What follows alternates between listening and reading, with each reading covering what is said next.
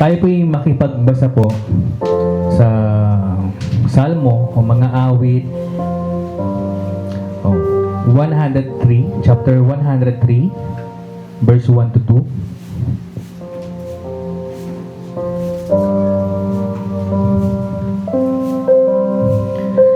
Ang sabi po dito, si Yahweh ay papurihan o aking kaluluwa, at lahat ng saaki magsipagpuri sa Kanya. Purihin mo sa tuwina ang banal na ngalan niya. Si Yahweh ay papurihan o aking kaluluwa, at huwag mong kaligtaan mabubuti niyang gawa. Tayo po'y manalangin. Panginoon, tulad nga po ng amin pong nabasa, Lord, pupurihin ka namin. Pupurihin ka ng lahat ng kaluluwa na nandito po sa sambahan pong ito, Lord. At Lord, aalalahanin po namin ang lahat ng mabubuti mong gawa itong nakalipas na linggo. At Lord, aalayan ka po namin ng taus-pusong pasasalamat, pagsamba, pagpupuri, Panginoon, sa araw pong ito. Inaalay po namin, Lord, ang araw pong ito para sa iyo. Panginoon, ang namin lamang pong dalangin, Lord, samahan niyo po kami sa amin pong worship, sa pagpupuri, mula po sa aming pastor na magbabahagi po ng iyong salita. Samahan niyo po lahat kami, Panginoon. At Lord, ang nais po namin, Lord, mabigyan ka ng kagalakan. Lord, mabigyan ka ng ngiti sa iyong mga labi, Panginoon, sa pamamagitan po ng aming mga awit. Maraming salamat po, Panginoon. Amen. Pwede po bang palakpakan po natin ang ating Panginoon? Amen. So, ayan, good morning po muli sa bawat isa. Pwede po natin kamayan ang mga nasa tabi po natin. Bitiyan po natin sila, batiyan po natin sila ng Happy Lord's Day. Ayan. So, ngayong araw po na to ay nilaan po sa atin ni Lord para magpuri at magsamba po para sa Kanya. So, ngayon po tayo po ay kakanta ng Tribes. Let us all sing.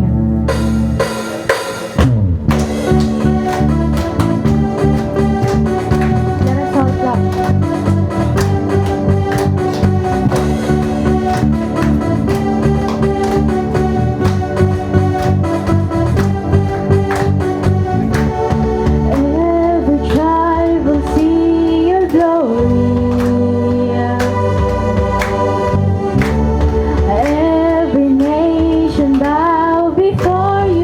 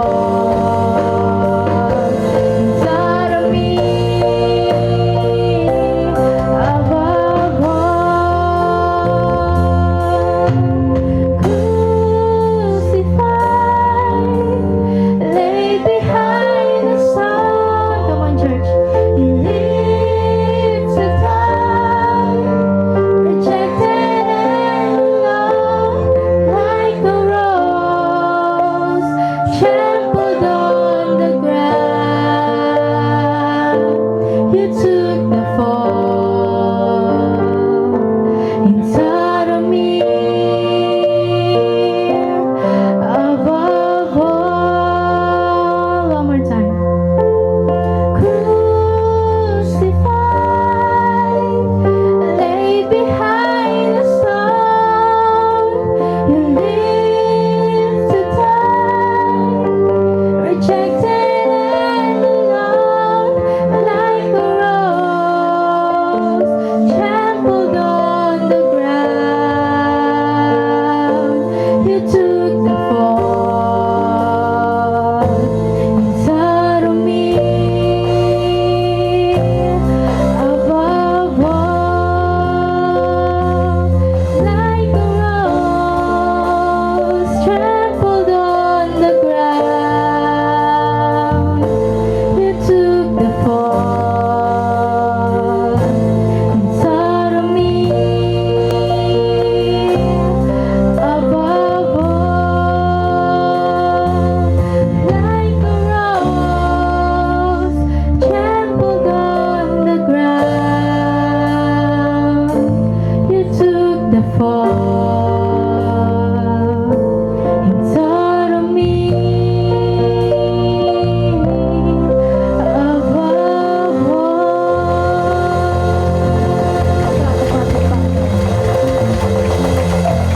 Isa pa pong malakas na palakpak para po sa ating Panginoon. Mahal na po tayong magsuko.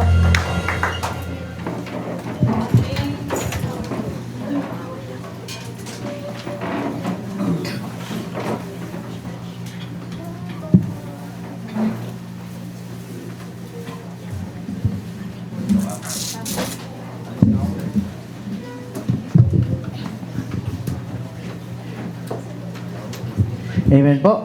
Tayo po ay dumako po sa ating Family Focus of the Week.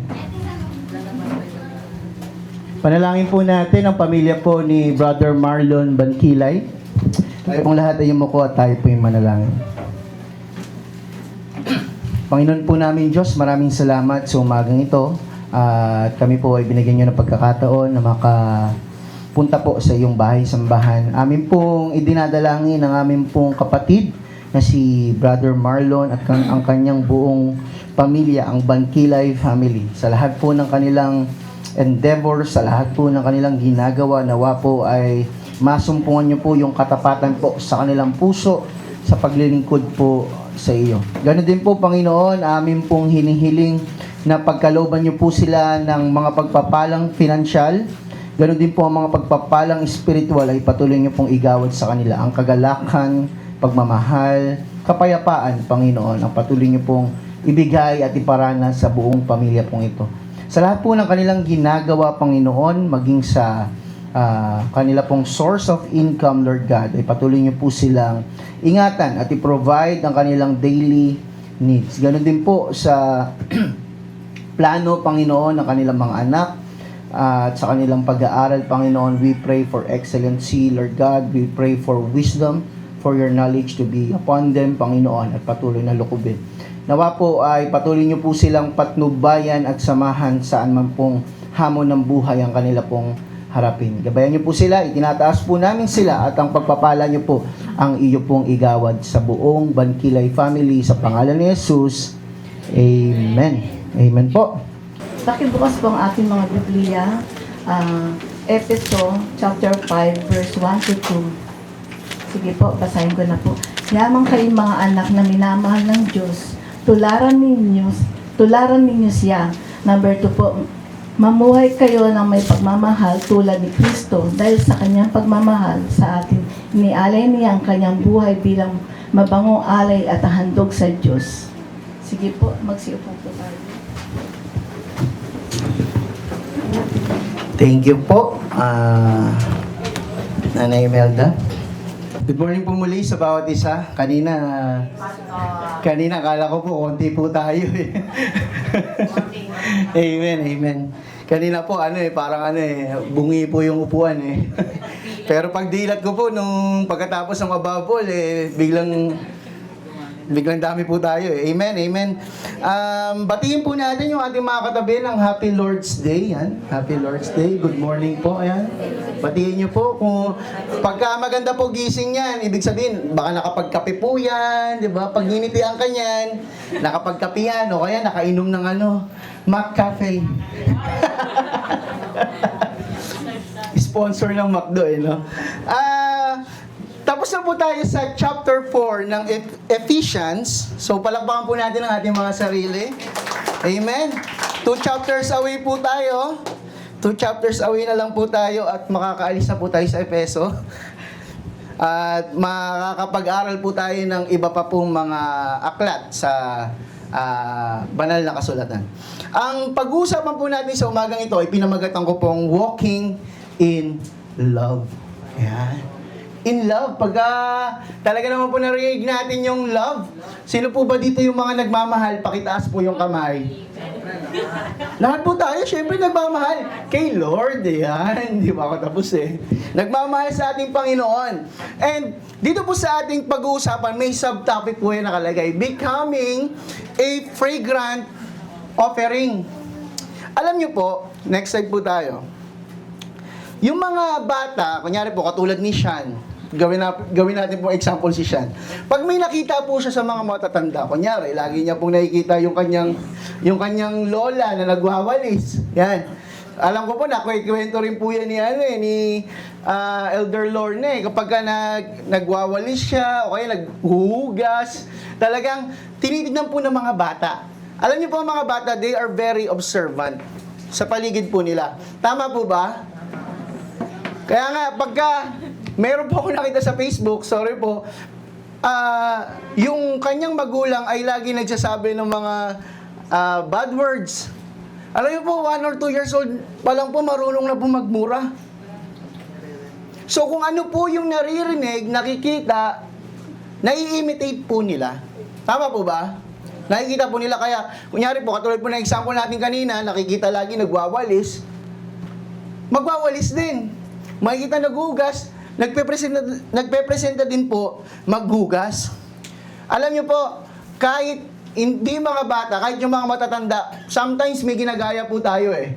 Tama po ba? Kapag may idolong-idolo ka, o kaya kapag may nakita kang siguro po nung 90s, sa mga kalalakihan po dito, nangyari po sila Robin Padilla, o kaya sila FPJ during 80s, makita po natin mga nakamaong na di ba? Maong na jacket, tama po ba? Di ba? Ginagaya po natin, tama? We admire them. O kaya may nakita ka sinuot ng isang artista, saan ba nabibili yun? Masuot nga rin. O kaya influencer, may nakita kang gadget niya. Saan ba nabibili yun? Bilin ko nga rin. Tama po? We imitate because we admire.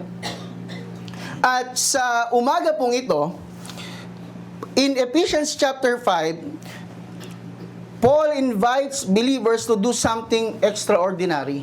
May gagawin pong extraordinary. And that is to follow God's example. Sabihin nyo nga po, God's example. God's example. Tapos sabihin nyo po sa katabi nyo, i-follow mo. Huwag nyo pong paluin i-follow. Baka natutulog po eh. This is not a heavy burden but a joyful response. Paul roots this call in our identity, mga kapatid. Sabi po dito, becoming a fragrant offering. Sa Tagalog po, maging mabangong samyo, mabangong handog sa ating Panginoon. In the Old Testament, God often described acceptable sacrifices as a pleasing aroma or sweet-smelling savor. The aroma symbolized God's acceptance of the sacrifice and His pleasure in the worshipper's devotion. Alam niyo po, sino po dito yung mga nagluluto po dyan? Mga nagluluto. Masarap po ba? Pagka masarap po ang luto, tama po ba kapag niluluto mo pa lang, pag naamoy po yan, bango naman yan. Nagluluto ng adobo. Ay, nagluluto ng chicken. Naamoy po, di ba? Pag mabango ang amoy, tiyak, masarap. Tama po ba? So, acceptable sa panlasa. 'Di ba? Maliban na lang po siguro sa sa durian. 'Di ba? Hindi po kagandahan yung amoy, pero sabi po ng iba, masarap. Hindi ko po alam kasi hindi ko pa po natitikman. Ayoko pong subukan. Baka ipasubok niyo po. Pero sa Panginoon, inihalin tulad po yung ating paghahandog o yung pagbibigay bilang sweet-smelling aroma. Ibig sabihin, nagiging pag mabango yung ating handog, figuratively po it is acceptable to God. Tama po? May tatlo lamang po tayong puntos sa umagang ito na sinabi po doon na nakapaloob po sa verse 1 and 2 ng chapter 5. Gusto pong ipaalala ni Paul sa atin, number 1, remember who you are. Alalahanin mo kung sino ka. Sino po ba tayo mga kapatid? Natanong niyo na po ba yan sa inyo pong mga sarili? Sino ba ako? Who am I? May kanta pa nga pong ganyan, di ba? Di ba? Sabi po dito, who we are God's dearly loved. Tayo po ay mahal ng ating Panginoon. Basahin po natin. Follow God's example, therefore, pag sabi pong bilang, as dearly loved children. Point to ponder po. Hindi ko po babasahin yung iba dahil mamaya po sa ibang points po natin yan.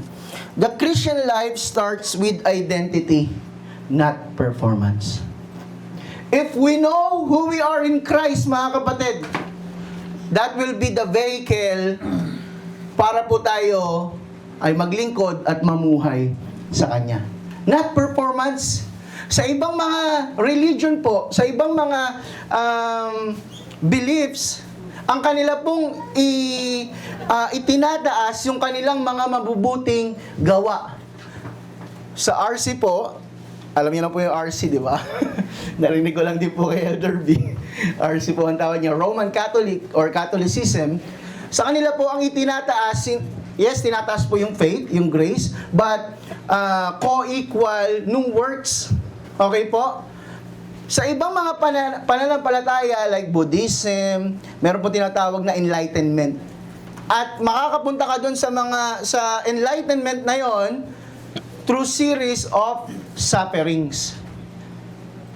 Sa ibang mga paniniwala naman po, kapag parang basic po yan kapag gumawa ka ng tama, pag gumawa ka ng mga mabuti, saan ka po mapupunta? Sa langit. Tama po ba?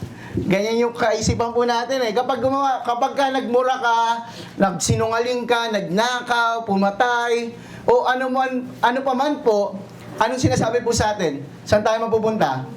Impyerno. Yun po yung kinalakihan po natin. Andyan pa po yung, nako, kasala ako ngayong linggo, kailangan ko magbawas.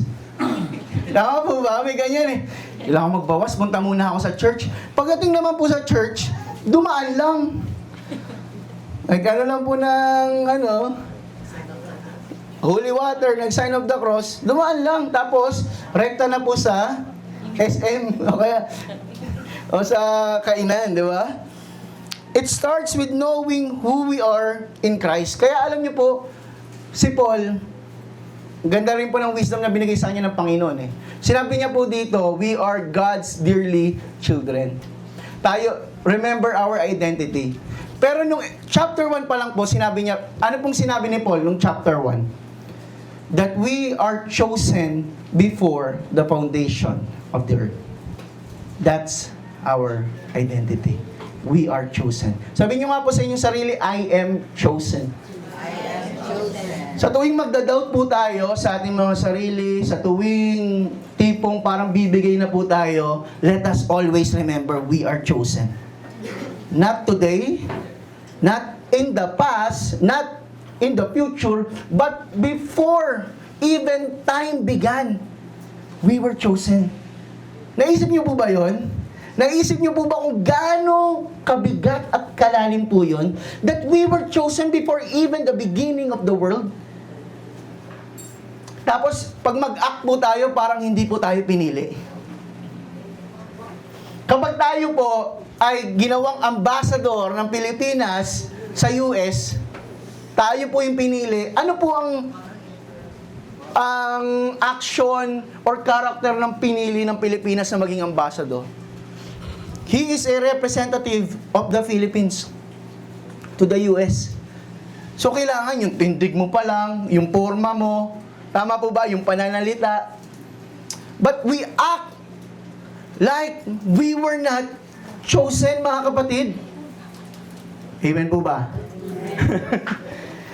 Ang tamaan po ay magbago ng kaisipan. Alam niyo po, we are not trying to earn a place at God's table. Kahit anong gawin po natin paghihirap, kahit ilang beses pa po tayong umatay ng Sunday service dito, kahit na-checkan po natin lahat ng ministry, kahit sa ministry, nandun ka eh. Di ba? Nakikita ka eh. If hindi mo talaga tinanggap ang ating Panginoon, genuinely, bilang Panginoon at tagapagligtas ng iyong buhay, everything is in vain. Everything is futile. It is useless. Lahat na po ng synonymous words ginamit ko na. Tandaan po natin, God's love is steadfast. God's love is not fragile or conditional. It's steadfast. Kaya nga po maganda attend po tayo ng adult Sunday school or ng Sunday school in general. Kasi doon po pinag-usapan po natin last time yung Solus Christus, lalo tigit yung Sola Gratia, na kung saan ipinakita yung unconditional election ng Panginoon. Hindi tayo pinili dahil may makikita sa'yo na, ito, si Eman, in the near future, tatanggapin niya ako. Hindi po ganun ang pagpili ng Panginoon. Hindi niya nakita na, tatanggapin ko to si Sister Anna kasi mabait siya, tumutulong sa kapwa. Hindi po ganun ang pagpili ng Panginoon. Divine pleasure po ang pagpili niya. Kaya let us be thankful and grateful na pinili po tayo ng Panginoon. Katulad po ito nung story ng prodigal son. Sino po bang nakakaalala po dito? Yung parable na ikwinento po ng Panginoong Jesus, the prodigal son. Like the father in the story of the prodigal son, he runs toward us even when we fail. Yung bunsong anak, ano pong ginawa nun? To make the long story short, nagpakasasa po siya, hindi pa po patay yung tatay niya, kinuha niya na po yung mana niya. Tama po ba? Parang sinasabi niya na, sa akin pa, or dad, or tatay, patay ka na. Kasi nakukuha lamang po yung mana kapag patay na yung magulang or yung tatay. So sa kanya, dahil gusto niya makuha yung mana, patay na yung tatay. Sa isipan niya. Sa isipan niya palang pinatay niya na yung tatay niya. Nagpakaliwaliw siya hanggang sa ano pong nangyari sa kanya. Naubusan siya ng pera, nagkaroon ng taggutom. Halos yung namasukan siya, halos yung kinakain niya po ay pagkain na ng baboy. Na-realize niya, doon niya parang po na-realize. Parang tayo po di ba? In our lowest moment, doon pa lang po natin marirealize na manumbalik sa Panginoon. Pero alam niyo po, kung sa iba sinasabi huli na ang lahat, hindi pa po huli ang lahat. Doon sa prodigal son. Bumalik po siya. At ang thinking niya pa nga po, hindi na siya ituturing na anak. Tama po ba? Ano pong sabi niya? Okay na ako kung alipin lang ako. Maging alipin lang ako sa pamamahay ng tatay ko. Okay na ako. Yung alipin dun sa bahay namin, nakakain ng masarap. Dito, hindi. Kaning baboy ang aabutin mo. Bumalik po siya. Tama po ba? At pagbalik niya, hindi po siya yung tumakbo. Sino po yung sumalubong sa kanya? Ang tatay niya. And it is a representation, it is a symbol that when we come back to God, siya pa po yung unang tatakbo para hagkan at yakapin po tayo. Amen po? We are God's dearly children. Sabi po ng Lamentations, chapter 3, verse 22 to 23, at ginawa po itong hymnaryo, the steadfast love of the Lord never ceases. His mercies never come to an end. They are new every morning. Great is your faithfulness. Alam niyo po ba yung kantang yun? The steadfast love of the Lord never ceases. Una ko po yan narinig nung Kasi doon po sa Las Piñas, yung pagka Friday hanggang Sunday, nandun po kami, doon po sa lolo ko po, sa father ng mother ko po. Pastor po yun. Tapos doon ko po unang narinig yun eh. Yung kantang yun, himnaryo po yun eh. So, napakagandang paalala lang po sa atin na hindi nagmamaliw, hindi napapagod, hindi nagbabago, hindi natatapos ang pag-ibig ng Panginoon. Even when we fail. Ganon po yung klase ng pag-ibig niya. Kung tayo po yung pag-ibig natin, natatapos. Kapag may nagawa pong mali, kunyari po sa mag-asawa, pagod na ako sa'yo. Sorry po sa mga words, di ba? Isinusukan na kita. Sorry po sa mga words, pero baka may mga ganyan po kayo narinig, di ba?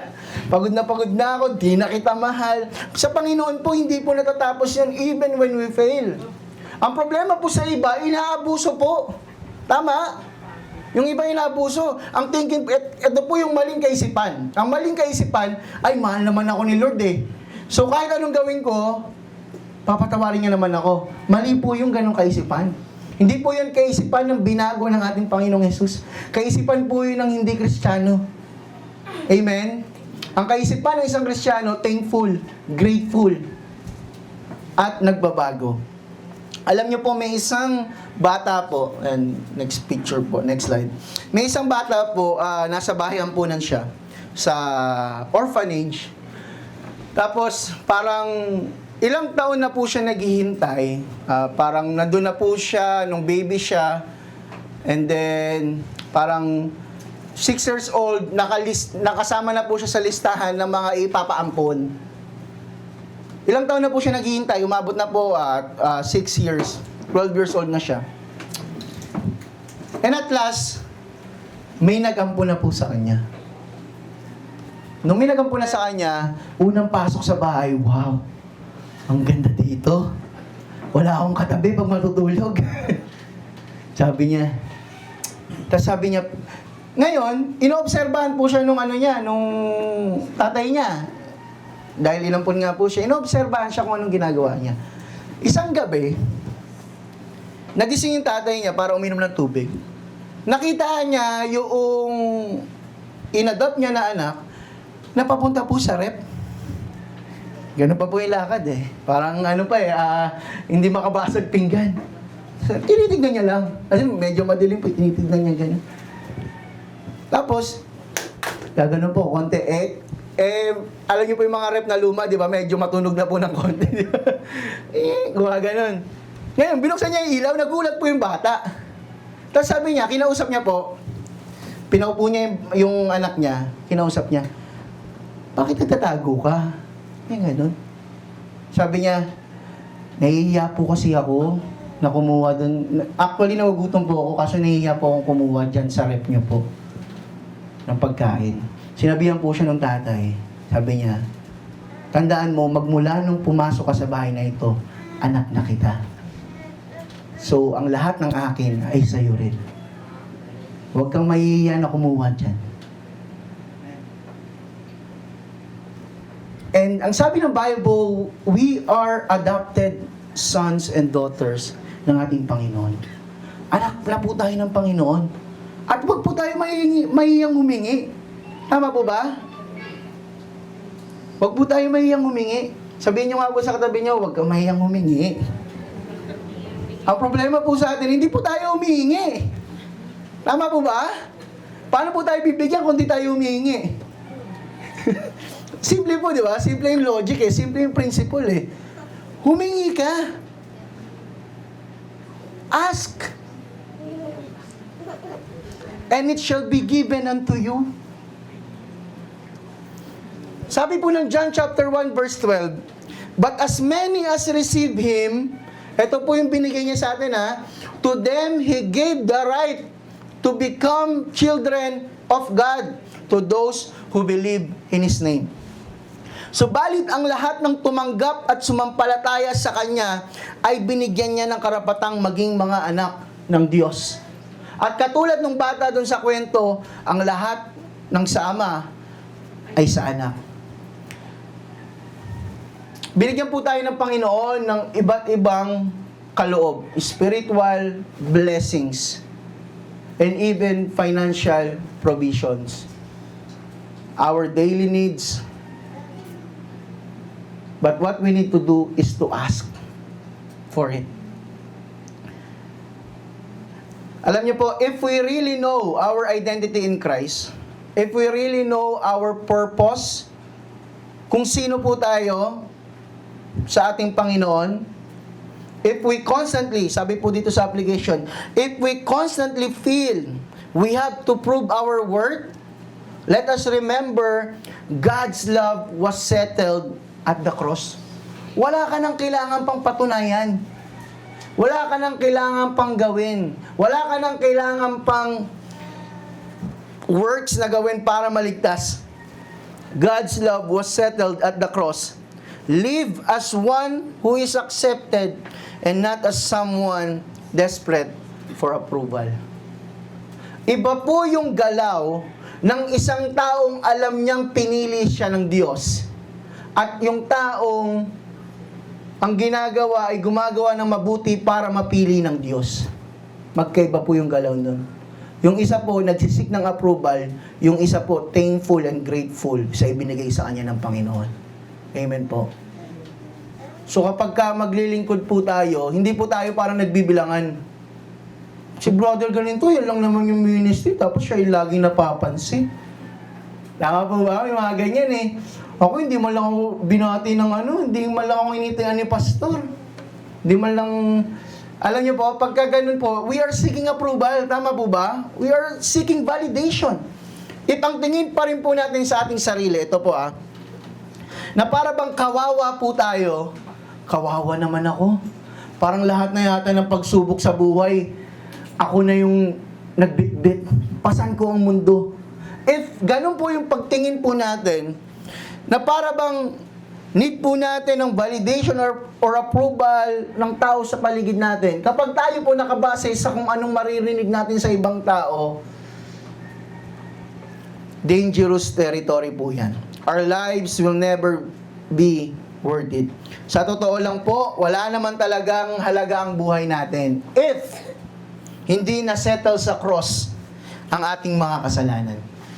We are all going to hell. But because it was settled on the cross, sabi po, it tetelestai in Greek. It is finished. So kapag tapos na po, pag sinabi ng Lord, sabi ng Lord tetelestai, it is finished, may kailangan pa po ba tayong gawin? Wala na po, di ba? We are accepted. Tandaan niyo po ito, yung mga babanggitin ko. We are accepted. Even though we are not worthy. Tama po ba? We are loved. Tayo po ay inibig ng ating Panginoon. Kahit hindi po tayo kaibig-ibig. Tama po ba? May mga hindi po tayo kaibig-ibig na ugali. Sa mga mag-asawa, magkarelasyon po dito. Di ba? May mga hindi... Iyan ka na naman sa ganyan mo eh. May mga ganyan po dito. Yan na naman yung ugali mong ayaw ko eh. Di ba? May mga ganyan po linyahan natin. But sa ating Panginoon, we are loved. We are redeemed. Tayo po ay tinubos. And we are saved. Kapag lagi nyo po yung sinasabi sa sarili nyo, I am loved, I am accepted, I am redeemed, I am saved. Hindi nyo po hinahayaan na magkaroon ng foothold yung devil sa inyo pong mga isipan. Pangalawa po, embrace the call. Imitate God. Follow God's example. Sabi po dito, Ephesians chapter 5, verse 1a, follow God's example. Yun po yung entrada po ni Paul sa chapter 5. Pagkatapos niya po sabihin yung mga spiritual truths, principles, and in chapter 4, sabihin yung mga dapat po natin gawin, hindi natin dapat gawin, kailangan po natin patayin, kailangan po natin isuot. Ang dami niya po sinabi, tama? Sinimulan niya po yung chapter 5 ng follow God's example. Ang command ni Paul is simple yet profound. Follow God's example. To imitate means to watch closely, to model your behavior after another. Point to ponder mga kapatid. Imitating God is not about outward perfection but inward transformation. Letting His Spirit shape our reactions, words, and habits. Mga kapatid, nakikita po yung ating tunay na pagbabago. Maaaring dito po kasi sa loob ng church, pwede pa po natin ano yun pekiin Pero tingnan po natin pag sa work, pag wala na po sa church. Pwede sa church may battle, sa transformation po natin, sa karakter. Pero ako po naiisip ko po that the real battle begins dun sa mga work field nyo po, sa eskwelahan, sa bahay. Tama po ba? Baka bago po pumunta dito, medyo nagtalo muna, nagkataasan ng ano. Tama po ba? Nakikita yung ating transformation. Maaaring dito sa church pwede makita po. But masusukat po yan kapag nandun na po tayo sa mga lugar na talagang ka-challenge po. Kapag nakita mo na naman yung katrabaho mo na laging nag-iinit yung dugo mo, talagang yung Lord, bigyan mo pa ako ng self-control, ng gentleness. Talagang tinatawag mo lahat ng fruit of the Spirit Bigyan mo ko love, Lord. Mahalin ko to. Alam niyo po, katulad po ng isang apprentice. Next slide po. Talagang tinitignan niya yung master niya kung ito po yung sa gitara. Dahil may mga sukat po yan, may kailangan sakto yung sukat, sakto yung linya. Dahil konting mali lang po dyan, kapag katinipa po yan sa gitara, yung strings, sintonado po. Kahit na itono mo pa, sintonado pa rin siya. Kapag doon pa lang sa pagkagawa ng gitara ay mali na. So kahit anong gawin mong tono, hindi mo matutono ng maayos. Yung tinatawag po nilang intonation. So ang apprentice, titignan niya yung master niya. Paano niya pa ito ginagawa? Lalo na po yung mga craftsmen, yung mga pinapasa lang, hindi po gumagamit ng mga technology, yung talagang kamay lang. Tapos, pinapasa lang po yung knowledge, hindi sinusulat. Talagang titignan, every stroke, every measurement, every nail was deliberate. Pero, sa una po, hindi naman po perfect kagad yung apprentice, tama po ba? Magkakamali po yan. And tayo po, as we imitate God, magkakamali po tayo. And in this world, we will never be perfect. But the thing is, we are imitating God. We are following God's example. Even in our current state, kaya po natin yun. Sabi po ng 1 Peter chapter 1, verse 15 to 16, but as He who called you is holy, you also be holy in all your conduct. Because it is written, be holy, for I am holy. Sa Tagalog po, dahil ang Diyos na pumili, tignan nyo po maigi sa inyo ay banal, at sabi po natin kanina, follow God's example, si God ay banal, dapat din kayong magpakabanal sa lahat ng inyong ginagawa. Take note of the word, lahat ng inyong ginagawa. Sapagkat nasusulat, magpakabanal kayo sapagkat ako'y banal. Kapag, ito po ba narinig nyo na po? Kapag sa mga, madalas po ito sa mga magkakapit-bahay o kaya sa surrounding, sa lugar, or compound nyo, sa street, ganun, sa kalye, marinig mo, kapag yung isang bata, may magtatanong sa kanya, kaninong anak ka? Narinig nyo na po ba yun? O kaya baka sinabi nyo na nga rin po yun sa mga bata. O kaya sabi, kaninong anak yun? Nagsisigaw-sigaw doon. Lagi mo tinatanong, di ba? Sino tatay niyan? Sino nanay niyan? Alam mo ibig sabihin nun? Yung ginagawa ng anak, reflection ng kung ano, yung tatay at nanay. Kasi, lagi mo sinasabi, parang di pinalaki ng tama yan sa tahanan nila, sa bahay nila. Kaya, pwedeng ano yun depende po sa tono. Kaninong anak ka? Pagka ganun po yung tono, ay, positive. Pagka, kaninong anak ka? Mararamdaman mo parang negative po tama? Negative. Kaya po ang application po natin mga kapatid, ask yourself daily. Tanungin mong sarili mo, does my life reflect my Father? Ang aking bang buhay ay sumasalamin sa aking Ama? At sino po ang ating Ama? Ating Panginoong Diyos. Sumasalamin ba yung buhay natin? Yung ating kilos sa Kanya? Kapag may nagtanong po ba sa atin, kaninong anak ka? Is it positive or is it negative? Mga kapatid? And lastly, number 3, live the lifestyle. Walk in the way of love. Sabi po dito, follow God's example, therefore, as dearly loved children, and walk in the way of love. Lumakad sa daan ng pag-ibig. Just as Christ loved us, binigay niya po yung example. Walk in the way of love. Pagkatapos po nun, binigay ni Paul yung example. Just as Christ loved us and gave Himself up for us as a fragrant offering and sacrifice to God. Ano po yung essence ng imitation po natin? Love. Bakit po natin ginagaya ang ating Panginoon? Bakit po natin sinusunod yung example niya? Because we love Him. Kung gagayahin po natin o susundin ang Panginoon dahil napipilitan lamang po tayo, hindi rin po yun way para po sundin ang Panginoon. Just as Christ loved us and gave Himself for us as fragrant offering. Alam niyo po yung love ni Jesus? Ano po yung description ng love ni Jesus? Sacrificial.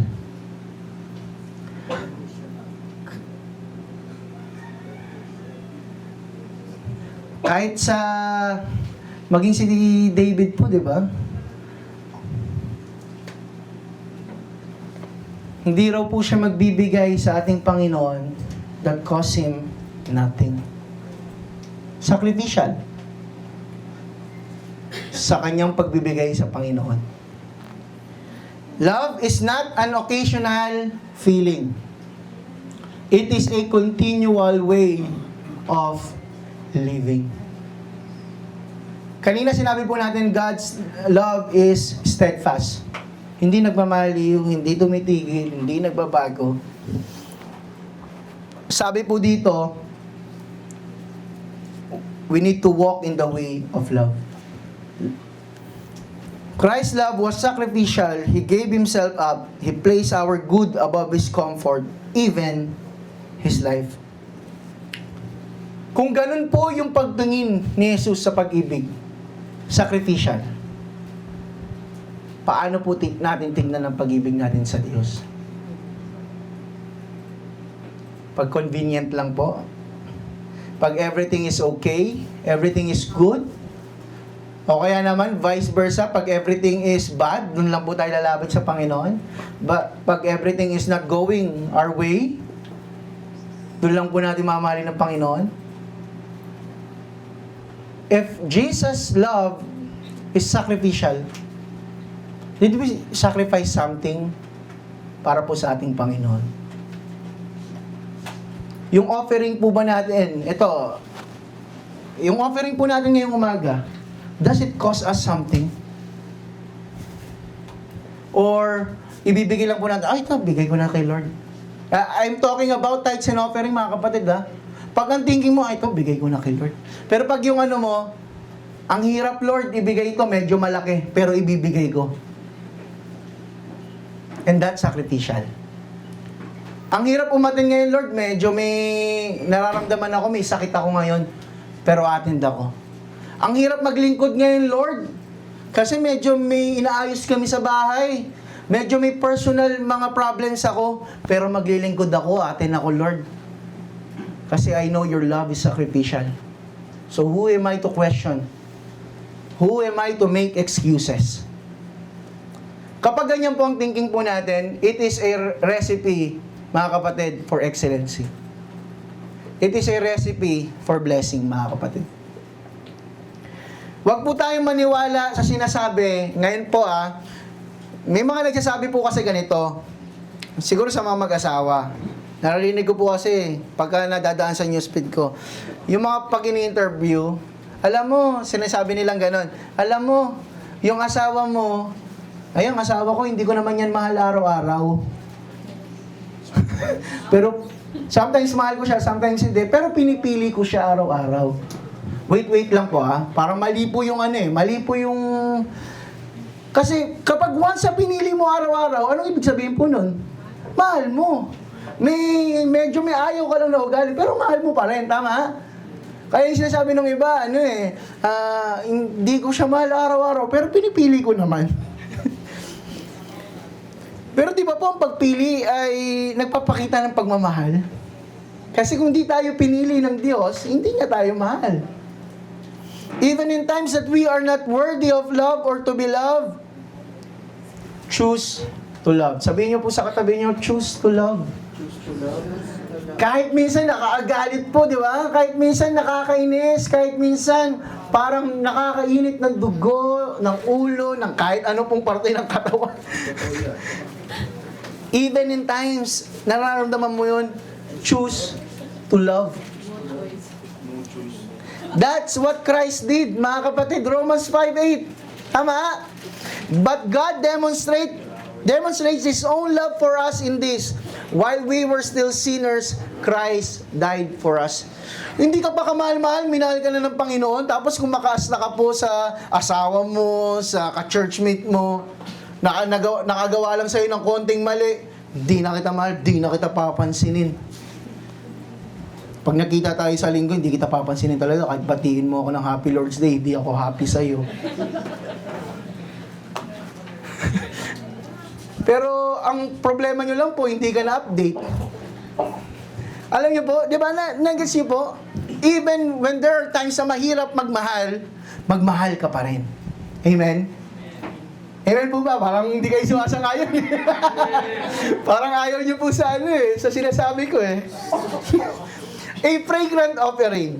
That sacrifice was a fragrant offering, pleasing to God. Yung sacrifice po ng Panginoong Jesus once and for all.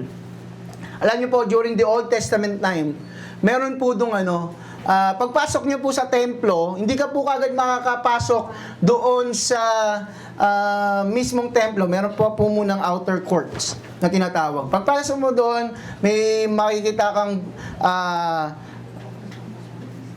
parang burnt, pinaglalagyan ng mga burnt offering at yung laver or basin na hugasan ng kamay o kaya naman this is a reflection of the self. Doon po sa burnt offering, kumbaga nag-o-offer po ng mga tupa na kung saan ino-offer po doon. At siguro po kaya rin sinabi na sweet-smelling aroma, a fragrant offering. Tama naman po, di ba? Pagka bumibili sa mga iyawan, naamoy mo pa lang Sarap. Tama po ba? So, mga mahilig po sa barbecue po dyan, pagka inihaw mo po, di ba, ang bango, tama? Kaya rin na po yung sweet-smelling aroma, it is a symbol na acceptable sa ating Panginoon. And once and for all, yung ginawa po ni Jesus doon sa krus ng Kalbaryo, it is a fragrant offering. It pleased God to the point na niredeem niya yung buong sanlibutan. Our loving acts become a sweet aroma when done in surrender and joy. Yung paglilingkod po natin, pagbibigay, pagpunta po dito, ano pa man po yung ginagawa po natin, if it is done in surrender and in joy, it is a sweet-smelling aroma. Pero kapag dahil sinabi lang ni pastor, dahil napilitan ka lang, it doesn't please God, mga kapatid. Pero if it is out of our own heart, willingness, the joy and our desire, meron tayong conviction na gagawin ko to para sa Panginoon, for God's glory alone, mga kapatid, it is a fragrant offering. meron pong isang Christian author, writer, ang pangalan niya po ay si Corrie ten Boom. Isa po siyang Holocaust survivor during the World War II. Kung di niyo po alam yung Holocaust, ay yung mga Jewish people during the time of World War II ay inilagay ng Nazi Germany sa mga concentration camp na tinatawag. At doon sa camp na yon ay pinapahirapan po sila. Hindi lang po sila pinapahirapan, may mga gas chambers pa na tinatawag na na ginagawa for mass murder. So si Corrie ten Boom ay Holocaust survivor po siya. Nakaranas po siya ng pagpapahirap. At kung makikita niyo po yung mga footage during that time, sobrang papayat po ng mga tao. As in, yung sinasabi po nating butot balat, ganun po talaga. I-search nyo po sa Netflix or sa YouTube. Maawa po kayo pag nakita nyo. And sabi po nung mga nakapunta po doon, napakasangsang o bahaw po ng amoy ng mga concentration camps.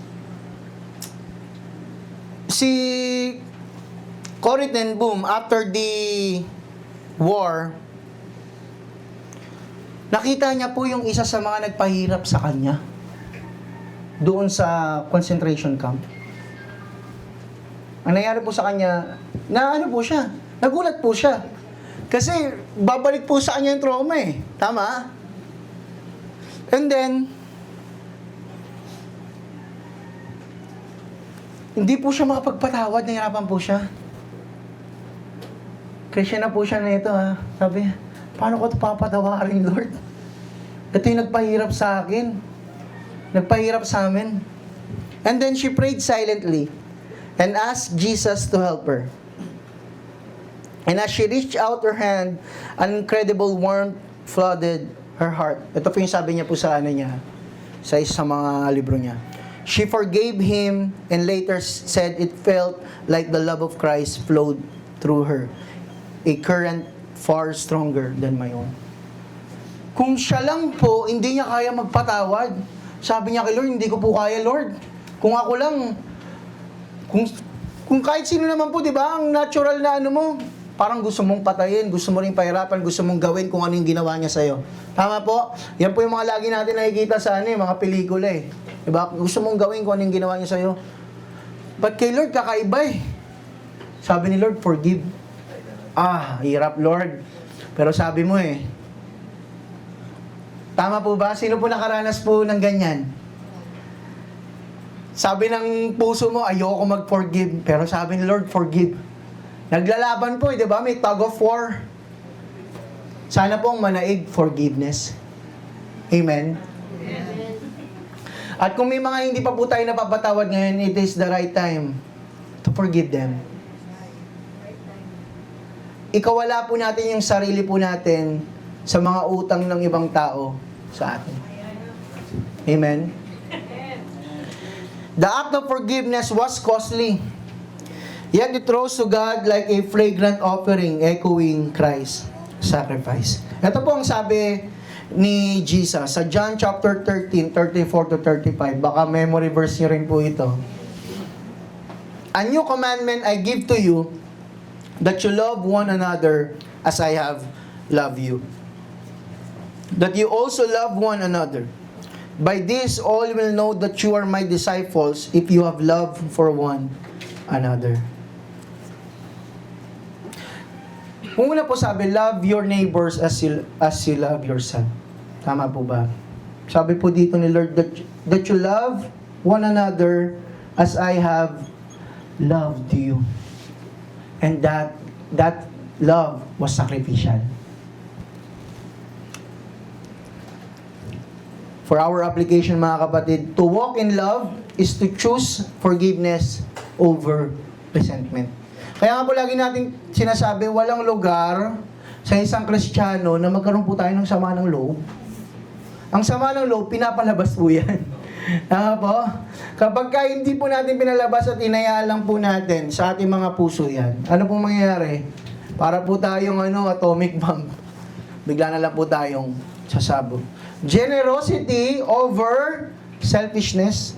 Ang blessing po ni Lord, pag bless po tayo ng Lord, isa po dapat sa mga thinking natin, bless ako ni Lord para makapag-bless din ako ng ibang tao. Amen po? Dapat ganun po ang thinking natin kasi ang blessing po, dumadaloy lang po yan. Umiikot po ang blessing. At maganda po, ang isang simbahan, ang isang iglesia, umiikot yung blessing po sa atin.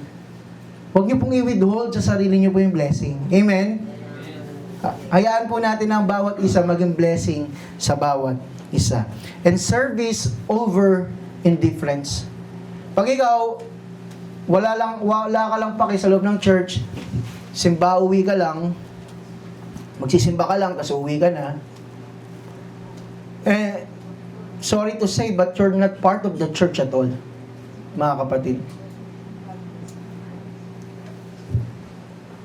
When Paul called us to walk in love, he's not setting an impossible standard. Hindi po ito impossible. Kaya po natin gawin ito. Sabihin niyo po sa katabi niyo, kaya mong gawin yan. Huwag ka munang masyadong pumikit, kaya mong gawin yan. Kaya mo matapos ang preaching ni Pastor ng malapit na. Hindi yan impossible. Sabi mo, hindi yan impossible. Kaya mo yan. Labanan mo ang antok mo. Sabi ko sa'yo, magkapik ka eh.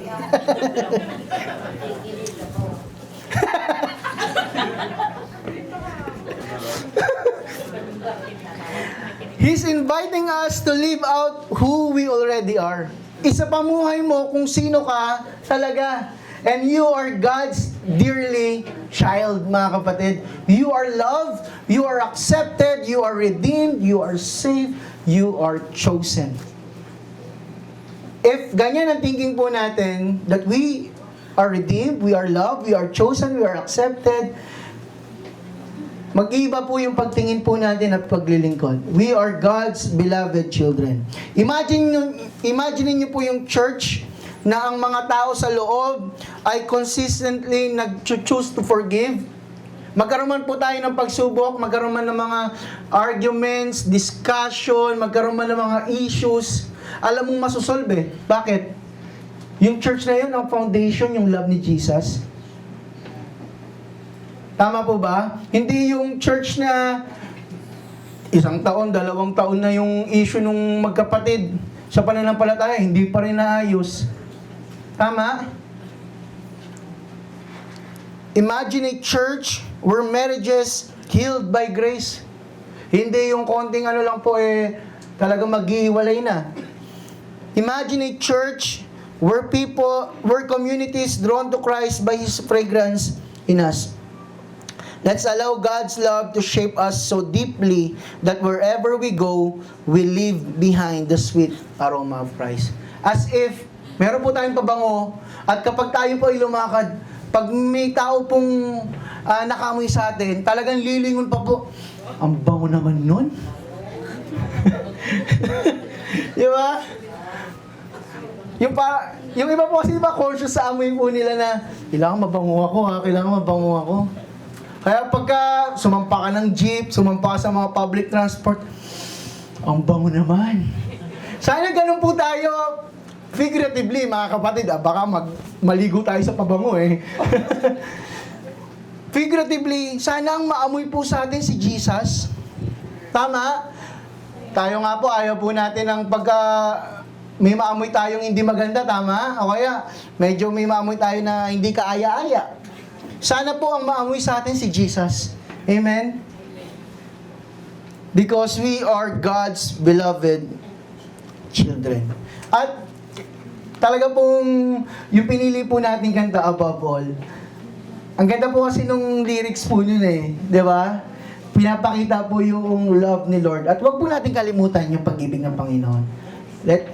Lagi po nating alalahanin yung pag-ibig ni Lord because it is the driving force ng ating mga buhay to really love them, even the unlovable. Amen po ba? Amen. So tayo pong lahat ay tumayo, tayo po ay umawit sa ating Panginoon. Let us sing this song. And as we sing this song, mga kapatid, Tanungin po natin ang ating mga sarili.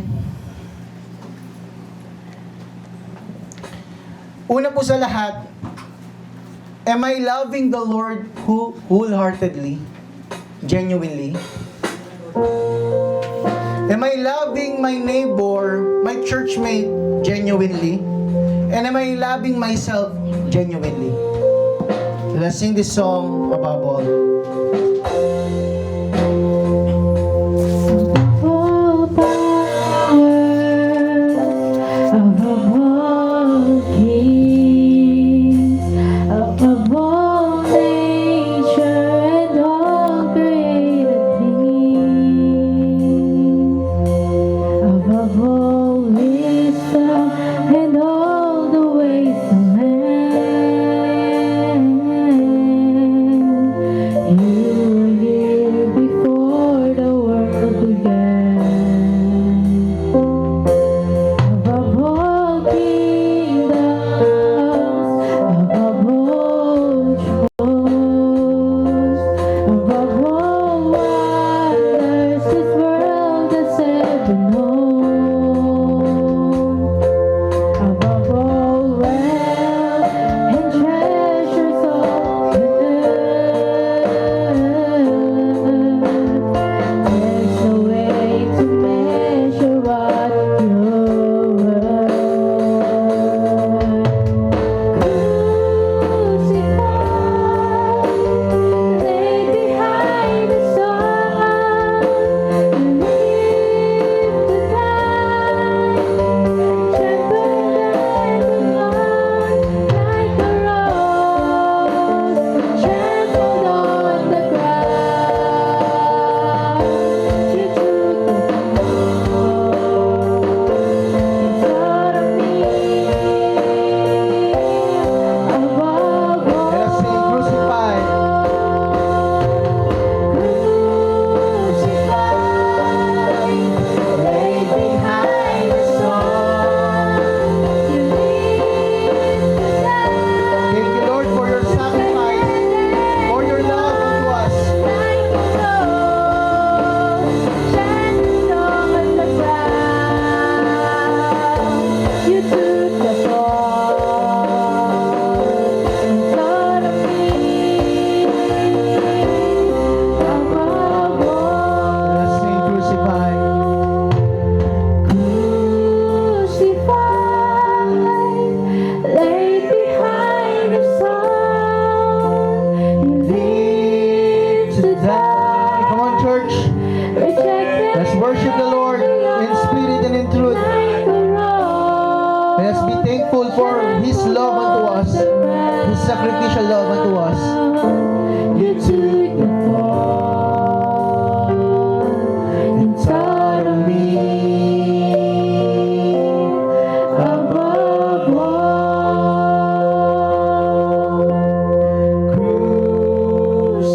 Crucified, laid behind a stone, you live to die, rejected and alone, like a rose, trampled on the ground.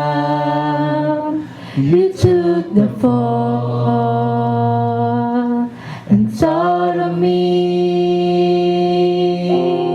above all. For the last time, let's sing crucified. Crucified, laid behind the sun, you live to die, rejected and alone, like a rose, trampled on the ground. You took the fall and taught of me above all. Nakuha po natin ang Panginoon. Let us all bow down our heads. Tayo pong lahat ay pumikit. Let us pray unto the Lord.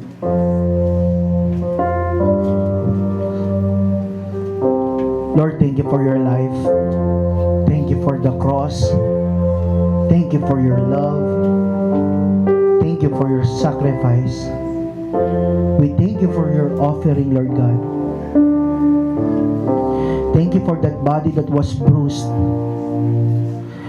Thank you for that blood that was shed on the cross. Thank you for the redemption. We thank you for your salvation. We thank you, Lord God, for choosing us despite, Lord God, of our unworthiness. We thank you, Lord God, for loving us in spite that we are unlovable, Panginoon.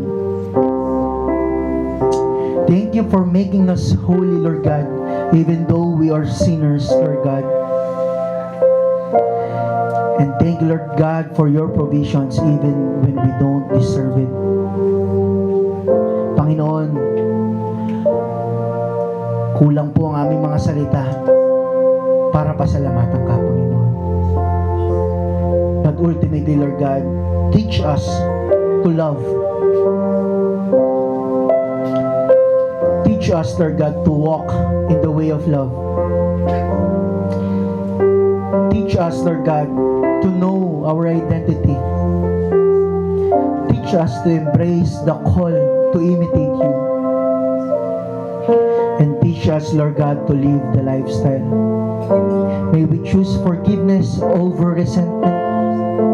Kung kami man po, Panginoon, ay may mga hindi pa pinapatawad, kung kami man, Panginoon, ay may mga sama pa ng loob, kung kami man po, Panginoon, ay may mga galit, inggit, poot, at anuman pong negative, Lord God, sa aming mga puso, we surrender it to you right now, Lord God. Create in us a pure heart, Lord. Create in us a pure heart, Panginoon. And as we live this church, Lord God, your church, we pray, Panginoon, that you renew us with your love, with your grace, Panginoon, with your mercy upon us, Panginoon. We thank you and we love you and we are grateful, Lord God, to be chosen by you. In Jesus' name we pray. Amen and amen. Palakpakan po natin muli ang Panginoon. Tayo pong lahat ay manatiling nakatayo para po sa ating confession of faith. Sumasampalataya ako sa Diyos Amang makapangyarihan sa lahat, na lumalang ng langit at ng lupa, at kay Jesucristo na bugtong na anak niya at ating Panginoon. Siyang ipinaglihis sa pamamagitan ng Espiritu Santo at ipinanganak ni Birheng Maria. Nagdusa sa ilalim ng paglilitis ni Poncio Pilato. Itinako sa krus na matay at inilibing. Sa ikatlong araw siya inabuhay na muli mula sa mga patay. Umakyat siya sa langit at naluklok sa kanan ng Diyos Amang makapangyarihan sa lahat. Mula roon siya ipaparito upang pamungan ng mga buhay at mga patay. Sumasampalataya ako sa Espiritu Santo. Sumasampalataya ako sa banal na iglesyang pangkalahatan, sa kapulungan ng mga banal, sa kapatawaran ng mga kasalanan, sa muling pagkabuhay ng katawan, at sa buhay na walang hanggan. Amen. Makakaupo na po tayong lahat at tayo po idarako po sa tithes and generous giving. Thank you, Pastor. Magandang umaga mga kapatid. Morning po. So narinig natin kanina yung generous, yung sacrificial giving. Pag sinabi natin sacrificial giving, sinabi ni Pastor kanina, ibang walang-wala ka na. Pero pagdating sa tithing offering, nagbibigay ka pa rin. Bakit? Wala ka na nga eh. Pangkain mo na yun eh. Pambili na ng bigas. Di ba ga? Bakit? Sige, aralin natin mga kapatid. Yan. Ang text po natin magagaling sa 2 Corinthians 9:6. Basahin po natin.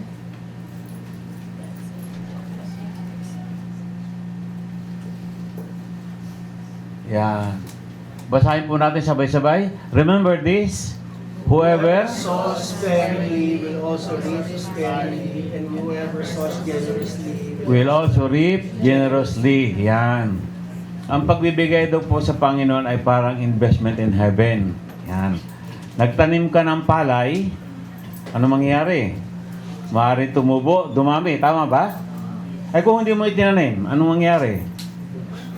Maaari kinain mo, okay, nabusog ka, wala na. Tama ba? Kung maaari namang itinabi mo, baka kinain pa ng daga, wala na kinabang. Tama ba? Pero kung itinanim mo, yun ang i-bless ng Panginoon. Pararamihin niya. From one, magiging hundreds, magiging thousands. Tama ba mga kapatid? Yun ang principle ng pagtatanim. So ganun din sa Kingdom of Heaven. Ang pag-i-invest ganun din. Kaya sabi, kahit walang-wala ka na nga, nakakapagbigay ka pa. Dahil alam mo kung bakit. Next. Yan. When we saw into God's kingdom, pag daw tayo nagtanim sa kingdom ng Panginoon, the harvest reflects the heart behind our giving. Ang tinatanong yung puso, ikaw binapilitan lang. O baka ang intention mo naman makinabang. Hindi. Kailangan daw bukal sa loob, sa puso. Yan. True abundance flows not from what we keep, but from what we release to God in faith. Yan. Kung ano talaga yung ating pananampalataya. Okay mga kapatid, maliwanag ba tayo doon? 5 bagay, ang mga kapatid. 5 bagay ang ating pakatandaan. Una, i-prioritize natin sa Panginoon. Ano ba ipa-prioritize? Hindi lang yung pagbibigay, pati yung service. Araw ng Sunday, dapat nagsisimba tayo dyan. Tama ba? Wednesday, prayer meeting natin. O Bible study, nag-a-attend ba tayo regularly? O tayo ba, yung devotion mo natin araw-araw, ginagawa ba natin? Yun ang prioritizing with God. Ibig sabihin yung relationship natin, we keep on na malakas lagi sa Panginoon. Tama? Okay. Pangalawa, trusting God. Yung mga magsasaka, pag nagtanim ng palay, nakakasigurado ba sila makakaani? Maaaring binagyo, maaaring nagtagtuyot, hindi, di ba? Pero sila naniniwala, they trust God. Naaani at aani sila. Ganon din tayo. Pag tayo nagtiwala sa Panginoon, marami tayong matututunan. At yung ating mga ginagawa ay pagpapalain pa ng Panginoon. Tama ba? Nandun yung promotion sa trabaho, maaaring other source of income, or maaari naman yung mga anak natin hindi nagkakasakit. Tama ba? Kasi sa ngayon, yung hindi ka magkasakit, malaking pagpapala yung mga kapatid. Tama ba? Pag nagkasakit ka, mahal ang magkasakit, magastos ang magkasakit. Kaya yung hindi ka magkasakit, malaking pagpapala na yun. Yan. Generosity, give with open hands. Hindi yung nakaganyan yung kamay. Di ba? Parang napipilitan. Tama ba? Yan. With gratitude, recognize every blessing as grace. Na lahat ng kung anong meron tayo, ay kusang ibinibigay sa atin yan ng Panginoon by kanyang biyaya. Yan. And lastly, harvest. Expect fruit in a character, relationship, and provision. In-expect natin, yung mga magsasaka, in-expect lang mag-harvest sila, tama?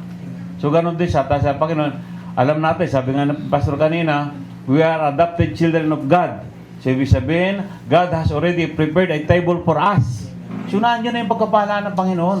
Kailangan mo na lang magtiwala, kailangan mo na lang umasa sa Panginoon na talagang ibibigay lahat ng Panginoon ating mga pangangailangan. Amen mga kapatid? Okay. Can we ask our ushers for our tithes and offering?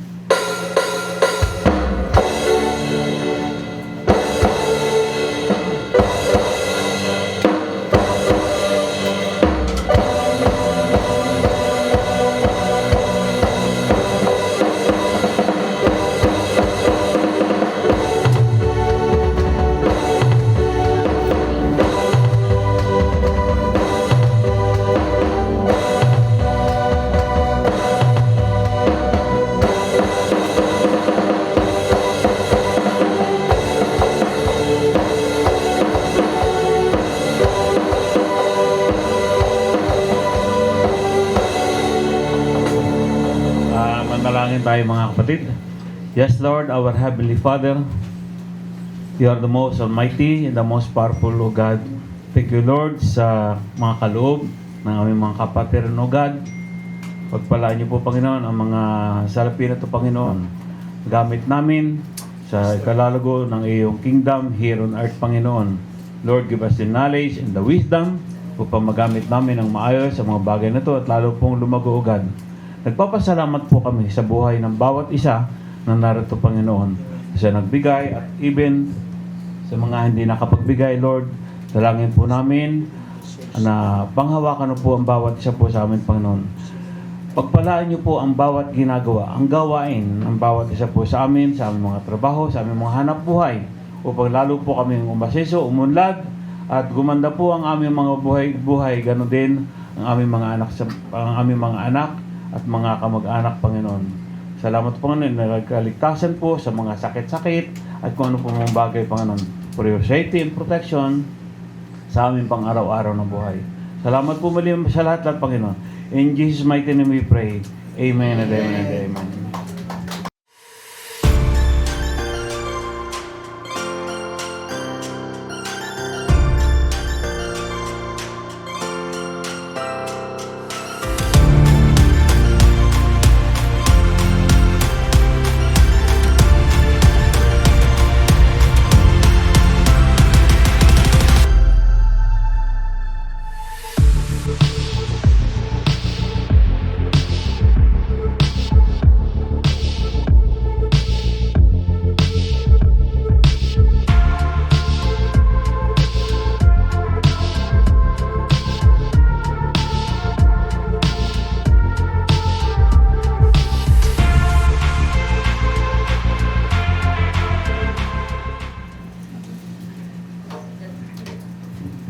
Amen, amen. Bago tayo dumako sa important announcement, may bisita po tayo. At kung maaari, palakpakan po natin ating mga bisita. Wala pa. Anyway, pwede po bang tumayo si Sister Malu Rado at Tessie Gaspar? Ayan. Kung ako yung bisita baka hindi ako bumalik next week Mahina yata yung palakpak. Anyway, welcome po sa FCC Manila family. Welcome po kayo every Sunday.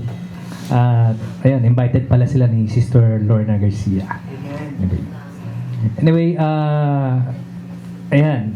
Important announcement. Saturday morning prayer. Wala po tayong Wednesday tawag doon, IP or prayer meeting. Hindi na pala siya IP. Hindi ako updated. Anyway, prayer meeting ng Wednesday. So, Saturday morning po tayo from 6:30 a.m. to 7:30 a.m. dito sa church. And our youth fellowship later po, 3 p.m. Sa mga kabataan dyan, may fellowship po kayo mamaya. And for men's ministry, palakasan, next week po, 4th Sunday, 1 p.m. Huwag po kayong mawawala. Meron po tayong bago. Next week. Ayan. Huwag po kayong mawawala. I-mark nyo na po yung 4th Sunday na yan na po once a month lang naman na ating fellowship. And for our birthday celebrant. Uy! Sino to? Medyo hawig ko yan Hawig ko. Wala na ba? Siya lang? Sa ngayong week na to? Ayan. Atalia Faith. Kasama, kuya. Dito ka muna, Atalia. Pag-pray ka ni Pastor Eman. Sige na. Pabukha naman kita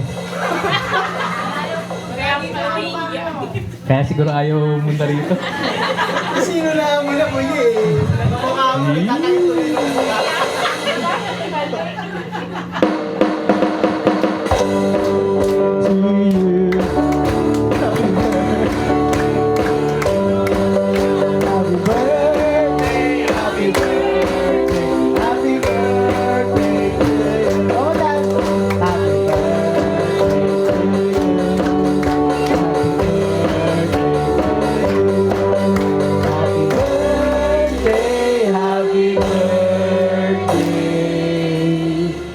Happy birthday to you.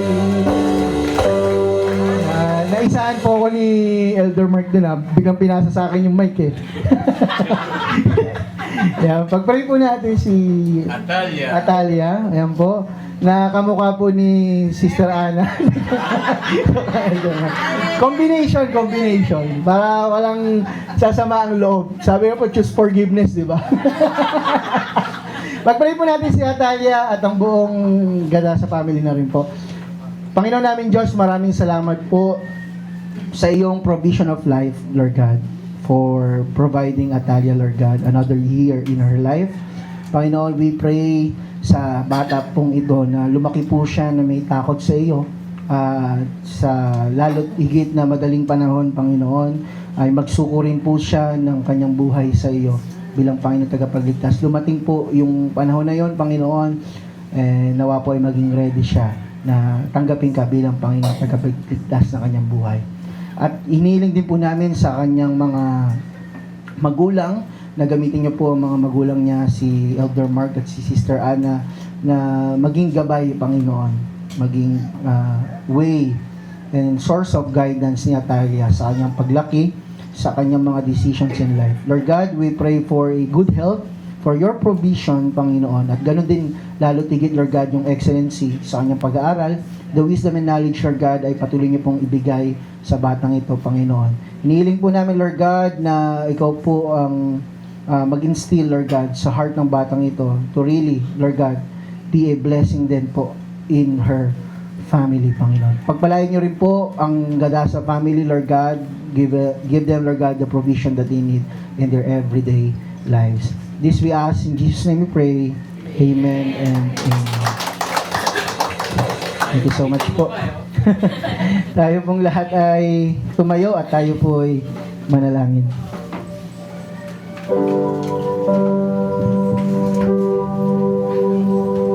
Panginoon namin Diyos, maraming salamat po sa pagtuturo sa amin na kami po, Panginoon, ay lumakad ng naayon po at kagaya ng iyong pag-ibig. Niling po namin, Panginoon, na sa bawat lakarin po ng aming mga buhay, sa bawat minuto, oras, segundo, Panginoon, masumpungan niyo po, Panginoon, ang aming puso'y nagtatapat sa iyo. Masumpungan niyo po, Panginoon, that we are ready, Lord God, to serve you, to follow you, Lord God, to obey you wholeheartedly. Lord, bless us as we live your church, Panginoon. Transform us, Panginoon. At nawa po ay maging mabangong sami po kami, mga mababangong handog, Lord God, for the people around us to smell, Lord God. Nawa po, Panginoon, ay napangiti ka namin, napasaya ka namin, Lord God. At lahat po ng kadakilaan ay para sa iyo lamang, Panginoon. Taas po natin ang ating mga kamay patungong langit. Sa Kanya na makapag-iingat sa inyo upang hindi kayo magkasala at makakapagpaharap sa inyo ng walang kapintasan at may malaking kagalakan sa Kanyang kaluwalhatian. Sa iisang Diyos na ating tagapagligtas, sa pamamagitan ni Jesucristo na Panginoon natin, sa Kanya ang kaluwalhatian, kadakilaan, kapamahalaan at kapangyarihan, mula pa noong una, ngayon at magpakilan, kailan paman. Amen at amen. Si God.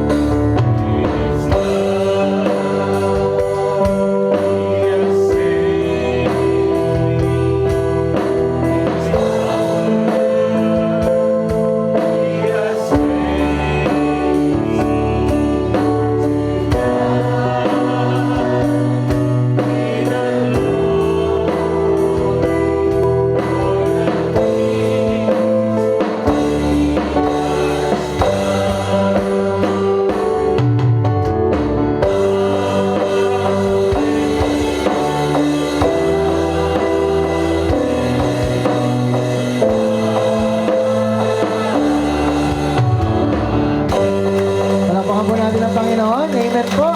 Tayo pong lahat ay magkamay at magbatian sa bawat isa ng Happy Lord's Day.